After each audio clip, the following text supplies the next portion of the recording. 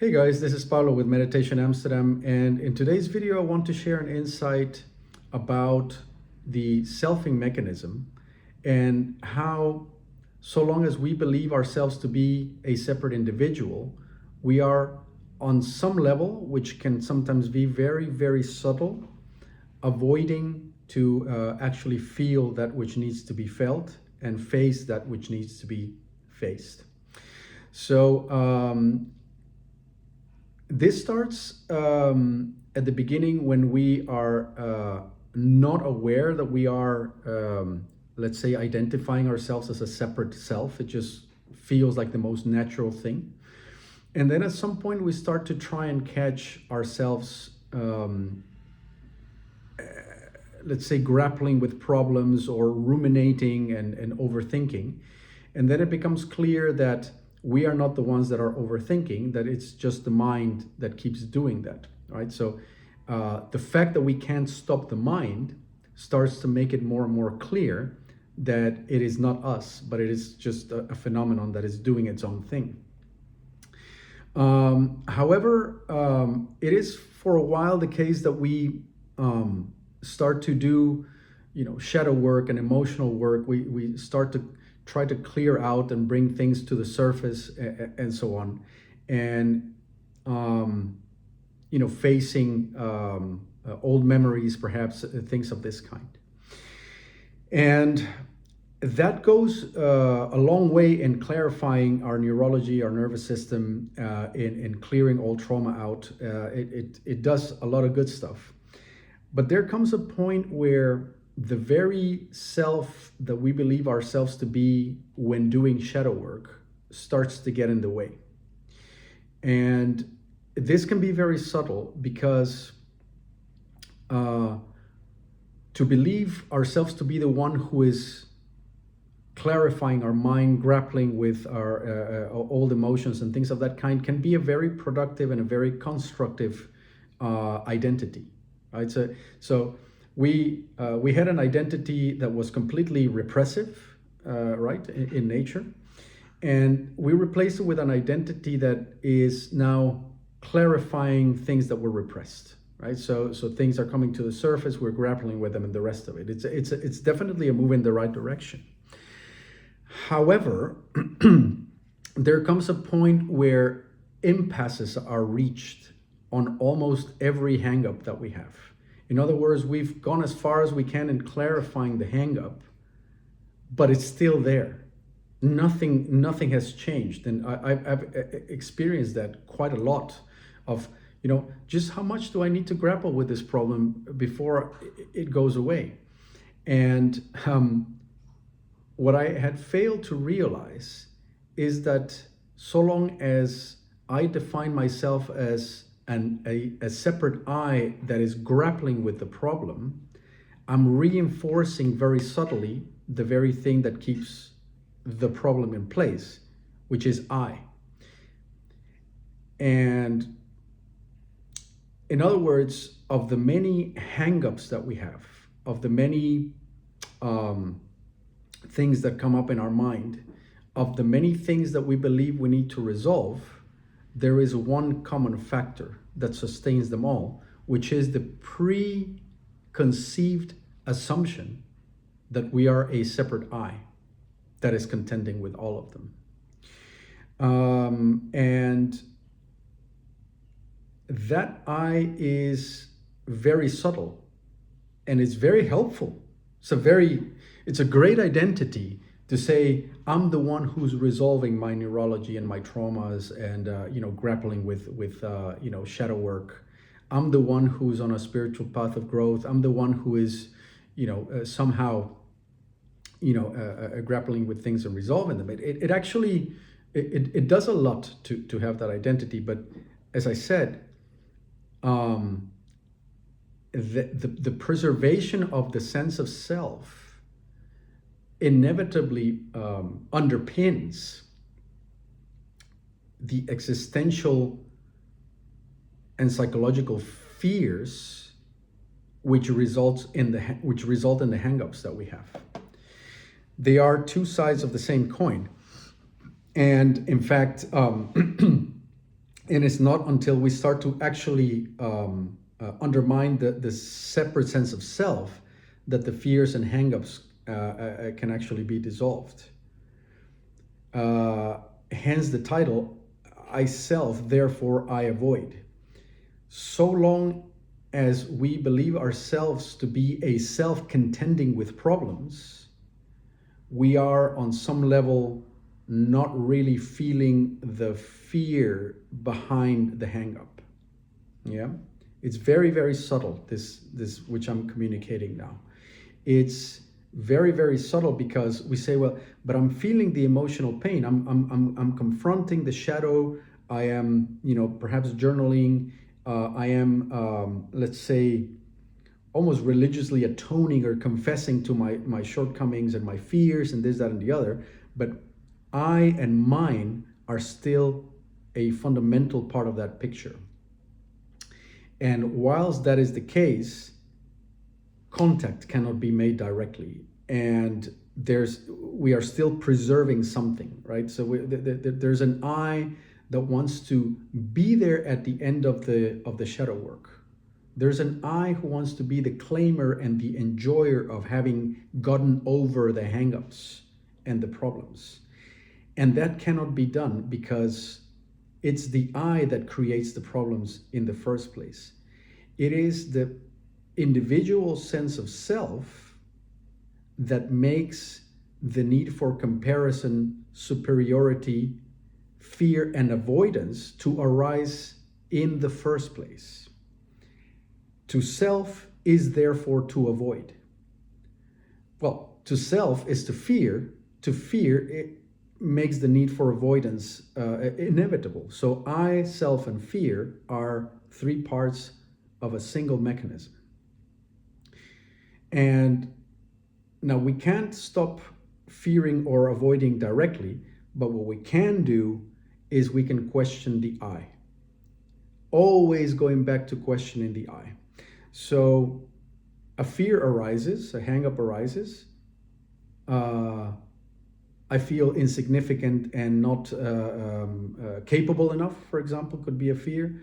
I feel not seen or appreciated, could be a hang-up or a fear. I feel like I need to develop a stronger sense of autonomy, right? Now, all these are on a psychological level very valid, and they may be actual shortcomings that we have because of our turn of mind. But see, here's the thing. That which prevents us from the sense of autonomy, the thing that creates the shortcoming, is that we try to preserve a certain protective sense of I in that picture. So let's take autonomy as a very common thing. If I feel like I don't have enough of a sense of autonomy, there's a couple of things that I could do. I could grapple with that. I could try to think of actions or more positive thoughts that will get me there. I could feel the fear or pain of not having that sense of autonomy, which is already pretty difficult to do. And I could then go one level further and go, who is the I that wants this resolved and for what purpose? In other words, could I simply allow the fear of no autonomy to be there and to let that just be as it is? Could I live with this lack of autonomy for the end of days and just be with that? Or if not the end of days, could I be with my lack of sense of autonomy, at least for now? And can I allow the I to subside? Can I question who is that I that wants the sense of lack of autonomy removed? Because the I that wants to remove the lack of autonomy is the I that makes the lack of autonomy arise in the first place. They are the same. This is very subtle.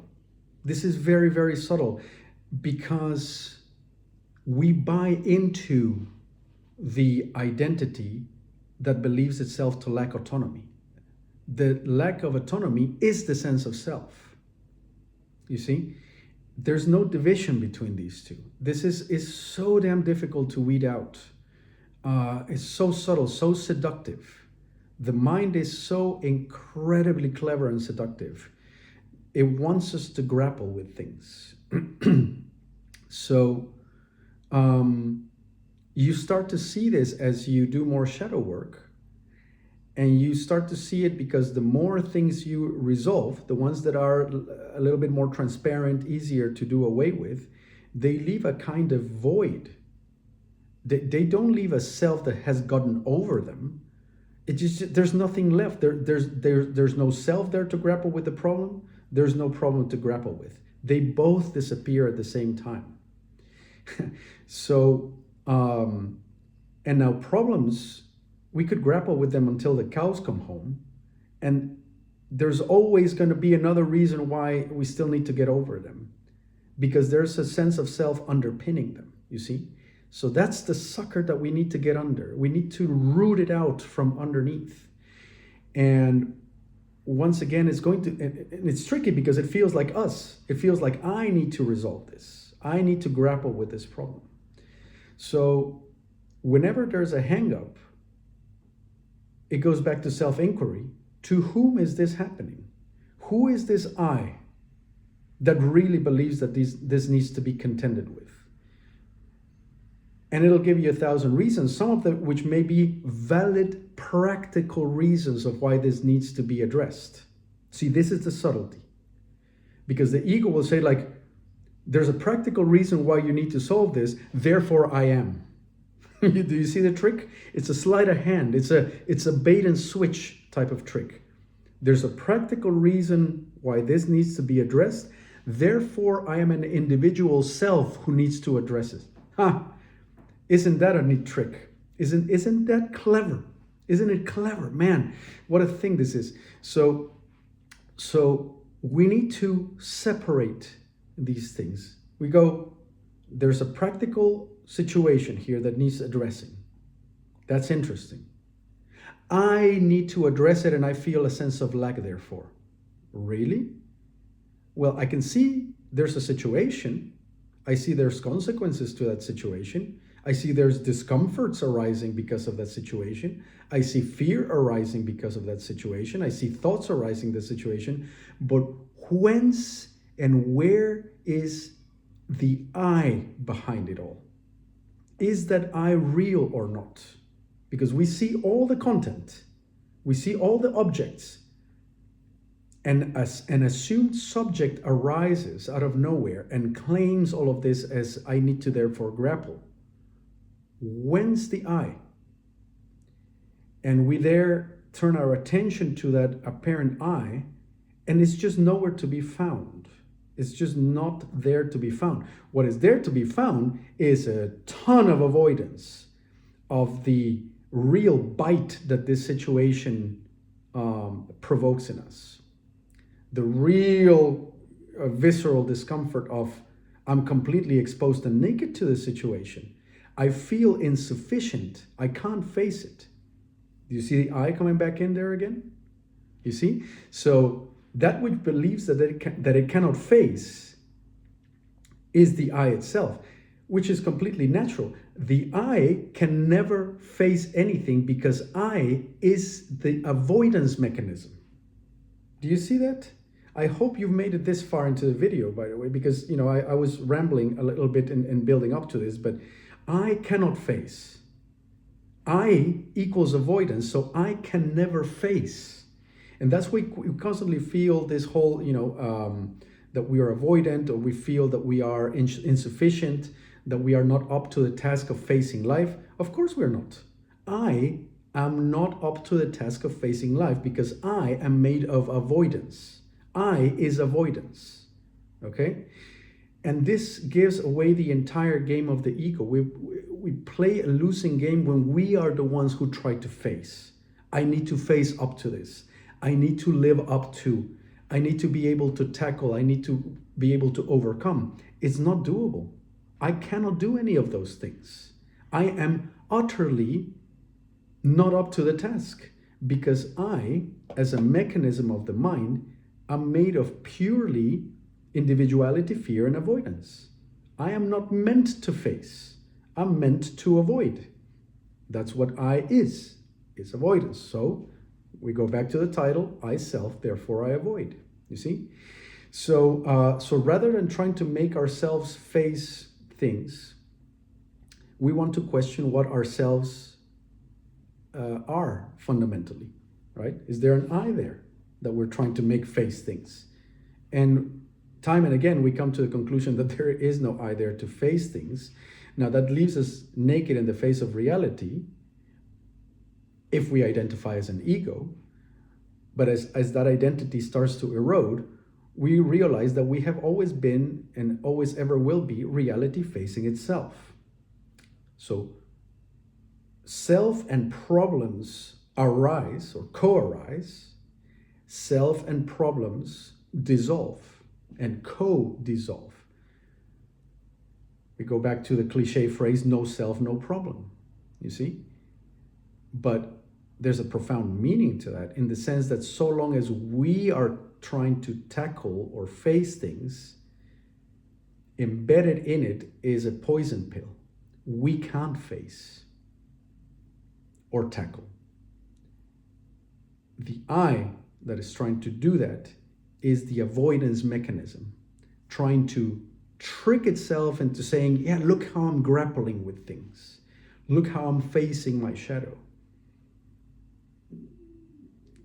There's a long list of things that can be faced as an I. But ultimately, it's the no self that needs to be faced. Is the fact that that I that had been grappling and facing and doing all the work, as useful as it was as a kind of temporary concession to the work that needs to be done on a neurological level to clear things out, eventually needs to be done away with. In the Vedantic text, they speak of fire that burns camphor. Now, that means that the flame that burns all the shadow eventually has to burn itself out too, for the work to be complete. It's like the guy who sort of auctions out a real estate. His last job is to fire himself, right? The work is done, essentially. This is really, really subtle stuff. I thought I would share it while it's fresh in my mind for whatever it's worth, and I'm, as ever, very, very curious what you guys make of it. So share it in the comments section. And as usual, if you think that this material can be beneficial to others, then your liking, sharing, and subscribing helps grow the channel. And it's also very motivating. So thanks for listening thus far. I'll be back with more pretty soon. Cheerio. Bye-bye.